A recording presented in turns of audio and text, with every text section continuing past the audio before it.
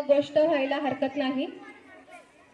चाचा नेहरूजींना तुम्हाला जसं माहिती आहे लहान मुलांची त्यांना खूप आवड होती, तर त्याच्यावरच आधारित हे एक नाटक आहे। जेव्हा पंडित नेहरूजी हे तामिळनाडूच्या दौऱ्यावर निघाले होते तेव्हा ते ज्या रस्त्यावरून जात होते तिकडे काही लोक सायकलवर उभा राहून तर काही लोक भिंतीवर उभा राहून नेहरूजींना बघत होते।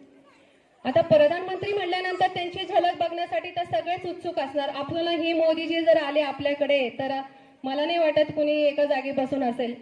तेव्हा तसंच आता हे मुलं सुद्धा नेहरूजींना लोक सुद्धा नेहरूजींना बघण्यासाठी तसेच उत्सुक होते। पण एवढ्या गर्दीत सुद्धा नेहरूजींचं लक्ष त्या फुगेवाल्याकडे गेले। तो फुगेवाला जरा डगमगत होता, असे वाटत होते की जणू काही त्याचे सगळे रंगबिरंगी फुगे नेहरूजींना डोलत आहे आणि बोलवत आहे। नेहरूजींची गाडी त्या फुगेवाल्याकडे गेली आणि नेहरूजींनी ते सगळे फुगे विकत घेतले आणि ते सगळे फुगे विकत घेऊन त्यांनी ते सर्व मुलांना वाटून दिले। आता नेहरूजी सगळे मुलांना फुगे वाटून देणार आहेत। आपल्या जरा लेट होती प्रोसेस